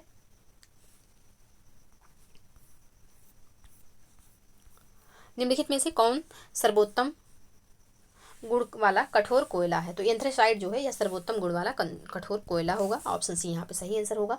नेक्स्ट प्रश्न है, निम्नलिखित फसलों पर विचार कीजिए। कपास, मूंगफली, धान और गेहूं उपयुक्त में से कौन सी खरीफ की फसलें हैं। खरीफ की फसलें इन द सेंस कि वो जो है जून जुलाई में बोई जाती हैं और काटी कब जाती हैं, तो अक्टूबर और नवंबर के बीच में। तो इसमें कौन कौन सी फसल आ जाएंगी, तो इसमें जो है कपास भी आ जाएगा, मूंगफली और धान तीनों आ जाएगा। गेहूं जो है ये रबी की फसल है जो कि अक्टूबर नवंबर में बोया जाता है और मार्च अप्रैल में काटा जाता है। तो गेहूं जो है रबी की फसल हो जाएगी। बाकी कपास, मूंगफली और धान ये जून और जुलाई में बोए जाते हैं और अक्टूबर नवंबर में इनकी कटाई होती है। तो यहाँ पे ऑप्शन सी इसका सही आंसर हो जाएगा, यानी कि 1, 2 और 3। ऑप्शन सी सही आंसर। नेक्स्ट प्रश्न है, सूची 1 को सूची 2 से सुमेलित करना है। एक तरफ औद्योगिक केंद्र है और दूसरी तरफ उद्योग दिया हुआ है। तो कौन से औद्योगिक केंद्र किस उद्योग से संबंधित है यहाँ पे पूछा गया है। तो इसका जो सही कूट यहाँ पे मिलाना है, तो पहले किनकी जो है यह जापान में स्थित है। कैंटन जो है यह कहाँ पे स्थित है, तो यह चीन में स्थित है। और लॉरेन जो है यह फ्रांस में स्थित है। और बेलो हॉरिजॉन्टले जो है यह ब्राज़ील में स्थित है। तो इसका जो सही कोट हो जाएगा यह हो जाएगा 2, 1, 4, 3। 2, 1, 4, 3 ऑप्शन ए में है। ऑप्शन ए यहाँ पे सही आंसर हो जाएगा। नेक्स्ट प्रश्न है, यहाँ पे भी सुमेलित करना है। भूसंचलन से होने वाली क्रिया व उसके प्रभाव से होने वाले विभिन्न घटकों व निर्मित स्वरूपों को सुमेलित कीजिए। सूची 1 को सूची 2 से। अब यहाँ पे इनको सुमेलित करना है। तो भ्रंशन जो है तनाव के कारण चट्टानों का टूटना। और विभंजन, तो विभंजन जो है इसमें चट्टानों का सामान्य रूप से टूटना। और अपनति, तो अपनति जो है यह ऊपर उठे हुए वलन होते हैं। और सम्मित वलन जो होते हैं यह वलन के दोनों भुजाओं का जो है झुकाव होता है। तो डी का यहाँ पे चौथा हो जाएगा। तो इसका जो सही कोड होगा यह हो जाएगा 3, 2, 1, 4। 3, 2, 1, 4 ऑप्शन ए में है। तो ऑप्शन ए यहाँ पे सही आंसर हो जाएगा। नेक्स्ट प्रश्न है, कर्क रेखा भारत के किन राज्यों से होकर गुजरती है। गुजरात, छत्तीसगढ़, उत्तर प्रदेश, झारखंड। किन किन राज्यों से कर्क रेखा होकर के गुजरती है। तो कर्क रेखा भारत के 8 राज्यों से होकर गुजरती है। उसमें से जो राज्य हैं आपका गुजरात, राजस्थान, मध्य प्रदेश, छत्तीसगढ़, झारखंड, पश्चिम बंगाल, त्रिपुरा और मिजोरम। तो यहाँ पे इसमें जो है कौन सा एक, उत्तर प्रदेश से ये नहीं जाती हैं। उत्तर प्रदेश को हटा दीजिए, बाकी तीनों राज्य यहाँ पे शामिल हैं, यानी कि गुजरात, छत्तीसगढ़ और झारखंड से ये जाती है। तो ऑप्शन ए यहाँ पे सही आंसर हो जाएगा। नेक्स्ट प्रश्न है, निम्नलिखित में से कौन सुमेलित नहीं है। स्थानांतरित कृषि दिया हुआ राज्य। पोंडू उड़ीसा, मासा हिमाचल प्रदेश, टोनम केरल और झूम असम। तो यहाँ पे कौन सुमेलित नहीं है? तो यहाँ पे जो मासा हिमाचल प्रदेश दिया हुआ है यही सुमेलित नहीं है, बाकी तीनों युग्म जो है सही सुमेलित है। तो ऑप्शन बी यहाँ पे सही आंसर हो जाएगा। नेक्स्ट प्रश्न है, हिमालयी नदियाँ अपने प्रवाह के क्रम में मध्य एवं निचले भागों में किस प्रकार की आकृति का निर्माण करती हैं? गोखुर झील, विसर्प झील, डेल्टा का निर्माण, बाढ़कृत मैदान, गुम्फित वाहिकाएं। तो यहाँ पे किसका किसका निर्माण करती हैं? तो इसका जो सही आंसर हो जाएगा यह हो जाएगा उपयुक्त सभी का। ऑप्शन डी यहाँ पे सही आंसर होगा। इन सभी का जो है नदियाँ अपने निचले भाग में निर्माण करती हैं। तो ऑप्शन डी यहाँ पे सही आंसर हो जाएगा। नेक्स्ट प्रश्न है, सूची 1 को सूची 2 से सुमेलित करना है। एक तरफ इस्पात कंपनी है और दूसरी तरफ संबंधित राज्य यहाँ पे दिया हुआ है, इनको सुमेलित करना है। तो यहाँ पे जो है दुर्गापुर इस्पात संयंत्र जो है यह किस राज्य में है? तो ये पश्चिम बंगाल में है। Visvesvaraya iron and steel works जो है ये कहाँ पर है? तो ये कर्नाटक में स्थित है। और बिजाग इस्पात संयंत्र जो है कहाँ पे है? तो ये आंध्र प्रदेश में स्थित है। और सलेम इस्पात संयंत्र जो है ये तमिलनाडु में स्थित है। तो इसका जो सही कोड हो जाएगा यह हो जाएगा 2 3 4 1। 2 3 4 1 ऑप्शन सी में है। ऑप्शन सी यहाँ पे सही आंसर हो जाएगा। नेक्स्ट प्रश्न है, प्रशीतक में उपयोग होने वाली गैस है फ्रियान, मीथेन, कार्बन या फिर ऑक्सीजन। तो यहाँ पे फ्रियान हो जाएगी। ऑप्शन ए इसका सही आंसर होगा। नेक्स्ट है, सूची 1 को सूची 2 से मिलाना है। एक तरफ राशियां हैं, दूसरी तरफ मात्रक दिया हुआ है, इनको सुमेलित करना है। तो यहाँ पे जो है आवृत्ति का मात्रक क्या होगा? तो हर्ट्ज हो जाएगा। और ध्वनि का मात्रक, तो ध्वनि का डेसिबल हो जाएगा। और ऊर्जा का मात्रक जो है यह क्या होगा? तो ऊर्जा का मात्रक हो जाएगा अर्ग। और उष्मा का मात्रक क्या होगा? तो उष्मा का मात्रक हो जाएगा कैलोरी। तो इसका जो सही कोड होगा यह हो जाएगा 2 4 3 1। 2 4 3 1 ऑप्शन बी में है। ऑप्शन बी यहाँ पे सही आंसर होगा। नेक्स्ट प्रश्न है, निम्नलिखित में से कौन सा मूल तत्व है? रेत, हीरा, संगमरमर या फिर शक्कर। तो इसका जो सही आंसर हो जाएगा यह हो जाएगा हीरा। ऑप्शन बी यहाँ पे सही आंसर होगा। नेक्स्ट प्रश्न है, निम्नलिखित में से कौन सी औषधि एवं आविष्कारक सुमेलित नहीं है? पेंसिलिन, अलेक्जेंडर फ्लेमिंग, चेचक का टीका, एडवर्ड फ्लेमिंग, पोलियो का टीका, जोनास साल्क, और इन्फ्लुएंजा का टीका मॉरिस हिलमैन। तो कौन सा यहाँ पे सही सुमेलित नहीं है?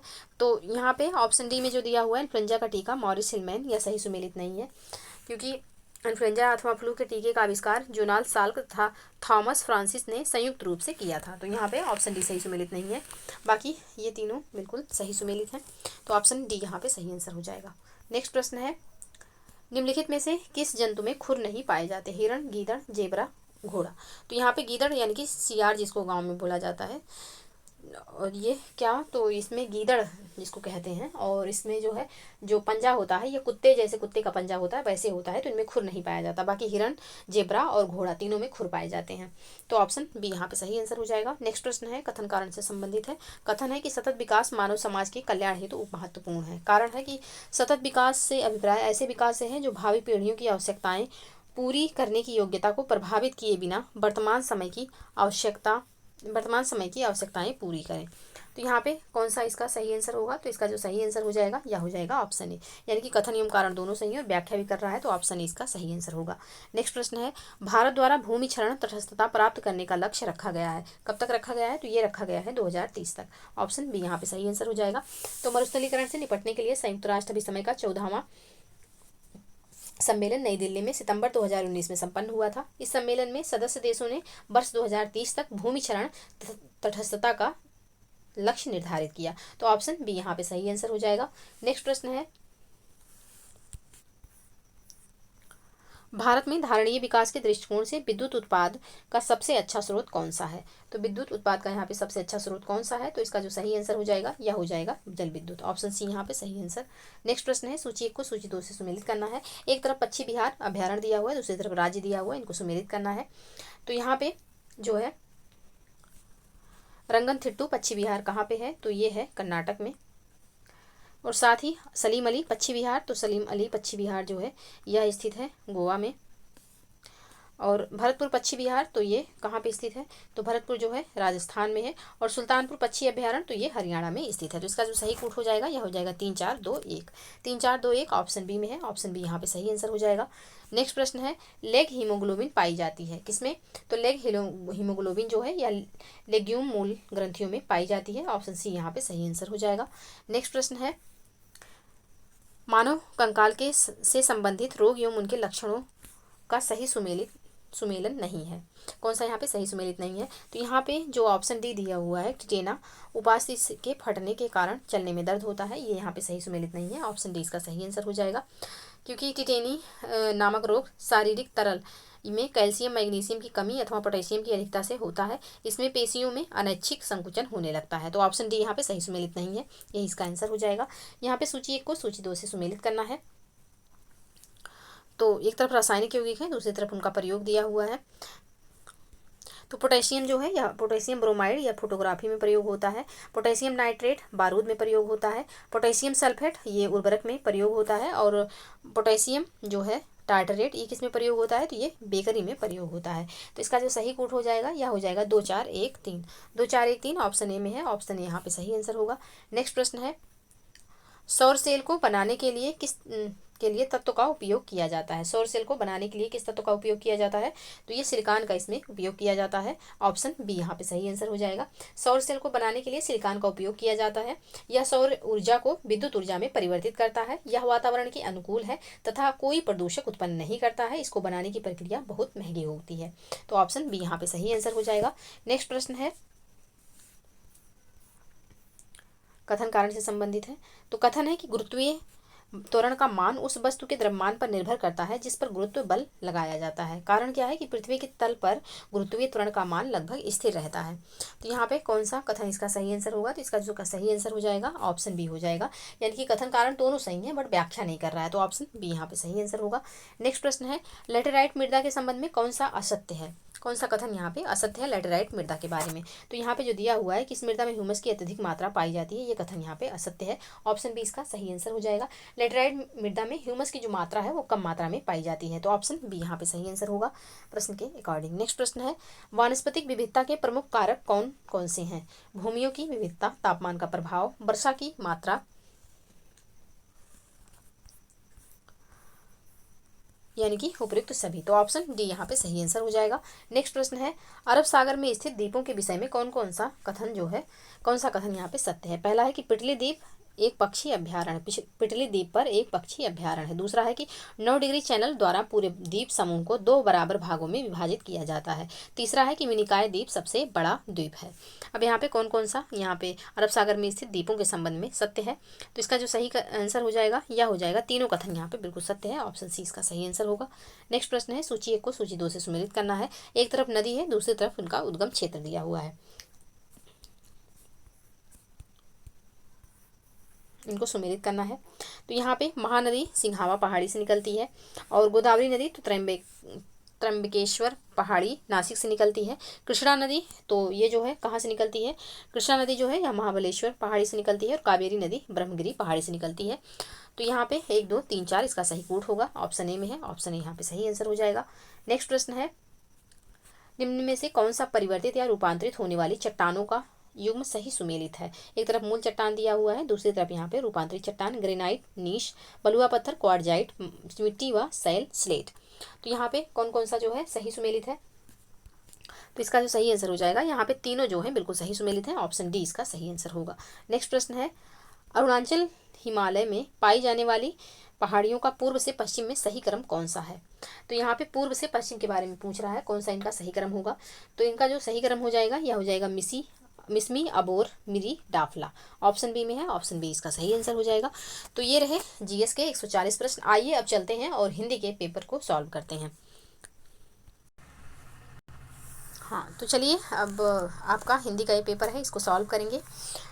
और आप लोगों को यदि करंट अफेयर की क्विज सॉल्व करनी हो तो टेलीग्राम पे क्विज चल रही है और उस पर जो है इस वीडियो के डिस्क्रिप्शन बॉक्स में हम आपको लिंक दे देंगे, वहाँ से आप टेलीग्राम ज्वाइन कर लीजिएगा ताकि आप क्विज सॉल्व कर सकें। तो करंट अफेयर की वहाँ पे इंपॉर्टेंट जो है जिनको एक्सपीरियंस है मेंस देने का वो लोग वहाँ पे क्विज सीरीज चला रहे हैं। तो आप ज्वाइन करना चाहते हैं तो ज्वाइन कर सकते हैं। इस वीडियो के डिस्क्रिप्शन बॉक्स में हम लिंक दे देंगे, वहाँ से आप ज्वाइन कर सकते हैं। तो चलिए आगे बढ़ते हैं और सॉल्व करते हैं अपना ये हिंदी का सीरीज। और आप लोग कमेंट सेक्शन में ज़रूर बताइएगा कि आपके कितने क्वेश्चन सही हो रहे हैं। ठीक है, चलिए स्टार्ट करते हैं। तो यहाँ पे पहला प्रश्न है, यथार्थ का विलोम है। यथार्थ का विलोम क्या हो जाएगा? तो यथार्थ का जो सही विलोम होगा यहाँ पे कृत्रिम और आदर्श दोनों होता है, लेकिन सबसे सटीक यहाँ पे विलोम क्या होगा? तो यथार्थ का जो सबसे सटीक विलोम हो जाएगा यह हो जाएगा आदर्श। अगर आदर्श ऑप्शन में नहीं होता तो कृत्रिम हो जाता, लेकिन अगर आदर्श और कृत्रिम दोनों दिया गया है तो आदर्श ही यहाँ पे माना जाएगा, तो ऑप्शन बी यहाँ पे सही आंसर हो जाएगा। नेक्स्ट प्रश्न है, साधु का विलोम शब्द है साधुनी, सन्यासिनी, साध्वी या फिर असाधु। तो साधु का सही विलोम हो जाएगा असाधु, ऑप्शन डी यहाँ पे सही आंसर हो जाएगा। नेक्स्ट प्रश्न है, आहूत का विलोम शब्द है, तो आहूत का जो सही विलोम शब्द हो जाएगा यह हो जाएगा अनाहूत, ऑप्शन डी में है, ऑप्शन डी यहाँ पे सही आंसर। नेक्स्ट प्रश्न है, अथ का विलोम शब्द है, अथ का विलोम इति हो जाएगा, ऑप्शन सी यहाँ पे सही आंसर होगा। नेक्स्ट प्रश्न है, वादी का विलोम शब्द है, तो वादी का जो सही विलोम शब्द हो जाएगा यह हो जाएगा प्रतिवादी, ऑप्शन सी बिल्कुल सही आंसर। अवर का विलोम शब्द क्या हो जाएगा, तो अवर का विलोम शब्द परवर हो जाएगा, ऑप्शन बी में है, ऑप्शन बी यहाँ पे सही आंसर होगा। नेक्स्ट प्रश्न है, जटिल का विलोम शब्द है सरल, कुटिल, सहज या फिर अजटिल। तो यहाँ पे जटिल का जो सही विलोम शब्द हो जाएगा यह हो जाएगा ऑप्शन ए सरल, ऑप्शन ए यहाँ पे सही आंसर होगा। आप लोग कह रहे होंगे कि मैम मतलब क्वेश्चन पढ़ के बस आंसर बता दे रही हैं, तो देखिए जीएस का पेपर काफ़ी लेंदी होता है, 1 घंटा बोलते बोलते गला बैठ जाता है, तो इस वजह से यहाँ पे जो हिंदी का पेपर हम सॉल्व करते हैं बस क्वेश्चन पढ़ते हैं, आंसर बताते जाते हैं। और इसका अलग से सीरीज चल रहा है हमारे चैनल पे, हमने यहाँ पे 67 टेस्ट सीरीज सॉल्व कर लिया है और पूरा व्याख्या के साथ जितना हो सकता है बताने की इस वाले सीरीज में हमने कोशिश की है। प्लेलिस्ट बन गया है और जो है पीडीएफ टेलीग्राम पे अपलोड होता है इसका, इस सीरीज का, और वीडियो जो है आप लोग को की सुविधा के लिए प्लेलिस्ट भी बना दिया गया, तो आप वहाँ पे जाके देख सकते हैं। यहाँ पे हम क्वेश्चन पढ़ेंगे और आंसर बताते हुए चलेंगे ताकि वीडियो ज़्यादा लंबी ना हो और साथ ही गले में प्रॉब्लम ना हो बोलने में। तो चलिए आगे बढ़ते हैं। यहाँ पे जटिल का विलोम शब्द जो हमने बताया यह हो जाएगा सरल। और नेक्स्ट प्रश्न है प्रश्न संख्या 8, विलोम की दृष्टि से एक युग्म अशुद्ध है। विलोम की दृष्टि से एक युग्म अशुद्ध है, वो युग्म कौन सा है, तो आमिष का जो यहाँ पे निरामिष दिया हुआ है तो यहाँ पे ये युग्म सही ही है। आयात का निर्यात, दृश्य का अदृश्य, प्रत्यक्ष का परोक्ष, यहाँ पे सारे युग्म जो है शुद्ध दिए हुए हैं, कोई भी यहाँ पे अशुद्ध नहीं है। अगर आमिष का विलोम सामिष दिया होता तब ये गलत हो जाता युग्म, लेकिन आमिष का सही विलोम निरामिष ही होता है, तो यहाँ पे कोई भी युग्म जो है अशुद्ध नहीं है। यहाँ पे चारों जो है बिल्कुल सही हैं, यानी कि शुद्ध रूप में इनका विलोम जो है बिल्कुल सही है, तो यहाँ पे कोई भी अशुद्ध नहीं है, इसको याद रखिएगा। नेक्स्ट प्रश्न है, अनुरक्ति का विलोम है विस्तार, विस्तीर्ण, विरक्ति या फिर संशक्ति। तो अनुरक्ति का जो सही विलोम हो जाएगा क्या हो जाएगा, तो ये हो जाएगा विरक्ति, ऑप्शन सी में है, ऑप्शन सी यहाँ पे सही आंसर। नेक्स्ट प्रश्न है, सापेक्ष का विलोम, तो सापेक्ष का विलोम निरपेक्ष हो जाएगा, ऑप्शन सी यहाँ पे सही आंसर होगा। नेक्स्ट प्रश्न है, सोना के लिए पर्यायवाची शब्द नहीं है हाटक, हेम, जातरूप, उरोज। तो उरोज जो है यह सोना का पर्यायवाची नहीं है, उरोज जो है या वक्ष का पर्यायवाची है, तो यहाँ पे हाटक, हेम और जातरूप तीनों सोना के हैं, ऑप्शन डी सही आंसर हो जाएगा। नेक्स्ट प्रश्न है, मछली के लिए पर्यायवाची शब्द नहीं है मीन, अंडव, अंबर या फिर मत्स्य। तो यहाँ पे अंबर जो है यह मछली का पर्यायवाची नहीं है, ऑप्शन सी इसका सही आंसर हो जाएगा। नेक्स्ट प्रश्न है, कपड़ा के लिए पर्यायवाची शब्द है अंबर, सफरी, पावक, मयूर। तो यहाँ पे कपड़ा के लिए पर्यायवाची जो हो जाएगा अंबर हो जाएगा, यहाँ पे सही आंसर, ऑप्शन इसका सही आंसर होगा। नेक्स्ट प्रश्न है, निम्नलिखित में से पेड़ का पर्यायवाची नहीं है दरख्त, अम्बुद, रुख, ध्रुम। तो यहाँ पे अम्बुद जो है यह पेड़ का पर्यायवाची नहीं है, ऑप्शन बी यहाँ पे सही आंसर हो जाएगा। बाकी दरख्त, रुख और ध्रुम ये तीनों किसके पर्यायवाची हैं, तो ये सब वृक्ष यानी कि पेड़ के पर्यायवाची हो जाएंगे, तो ऑप्शन बी प्रश्न के अकॉर्डिंग सही आंसर होगा। नेक्स्ट प्रश्न है, मेघ का पर्यायवाची शब्द नहीं है पयोद, वारिद, अंबर, अम्बुद। तो यहाँ पे मेघ का पर्यायवाची कौन सा शब्द नहीं है, तो इसका जो सही आंसर हो जाएगा यह हो जाएगा अंबर, ऑप्शन सी यहाँ पे सही आंसर। नेक्स्ट प्रश्न है, बहिन का पर्यायवाची शब्द नहीं है, तो चित्रक जो है यह बहन का पर्यायवाची नहीं होगा, ऑप्शन डी इसका सही आंसर हो जाएगा। भगिनी, सहगर्भिणी और बांधवी तीनों बहन के पर्यायवाची हैं। नेक्स्ट प्रश्न है, शिक्षक का पर्यायवाची है, तो शिक्षक का पर्यायवाची जो है क्या हो जाएगा, तो शिक्षक का पर्यायवाची आचार्य हो जाएगा, ऑप्शन ए सही आंसर। राजा का पर्यायवाची नहीं है, तो राजा का पर्यायवाची जो है यहाँ पे राघव जो दिया हुआ है ये राजा का पर्यायवाची नहीं है, ये राघव जो है श्री राम जी का पर्यायवाची हो जाएगा, तो ऑप्शन सी यहाँ पे सही आंसर होगा। नेक्स्ट प्रश्न है, हाथी का पर्यायवाची नहीं है दंती, बितुंड, चमरी, कुंभी। तो यहाँ पे हाथी का पर्यायवाची कौन सा नहीं है, तो हाथी का पर्यायवाची यहाँ पे चमरी जो है यह हाथी का पर्यायवाची नहीं है, ऑप्शन सी इसका सही आंसर होगा। नेक्स्ट प्रश्न है, निम्नलिखित शब्दों में से कौन सरिता का पर्याय नहीं है तटनी, त्रिपदगा, निम्ना, तरंगणी। तो यहाँ पे सरिता यानी कि नदी का पर्यायवाची त्रिपदगा जो है नहीं होगा, त्रिपदगा किसका पर्यायवाची है, तो गंगा जी का पर्यायवाची है त्रिपदगा, तो यहाँ पे ऑप्शन बी इसका सही आंसर हो जाएगा। नेक्स्ट प्रश्न है, निम्नलिखित में से शुद्ध बर्तनी वाला शब्द है तो क्लेश जो है यहाँ पे ऑप्शन सी में जो लिखा हुआ है ये शुद्ध वर्तनी वाला शब्द है। नेक्स्ट प्रश्न है, निम्नलिखित में से शुद्ध वर्तनी वाला शब्द है। शुद्ध वर्तनी वाला शब्द कौन सा है? तो ऑप्शन बी में जो यहाँ पे उज्जवल लिखा हुआ है ये शुद्ध वर्तनी वाला शब्द हो जाएगा, तो ऑप्शन बी यहाँ पे सही आंसर होगा।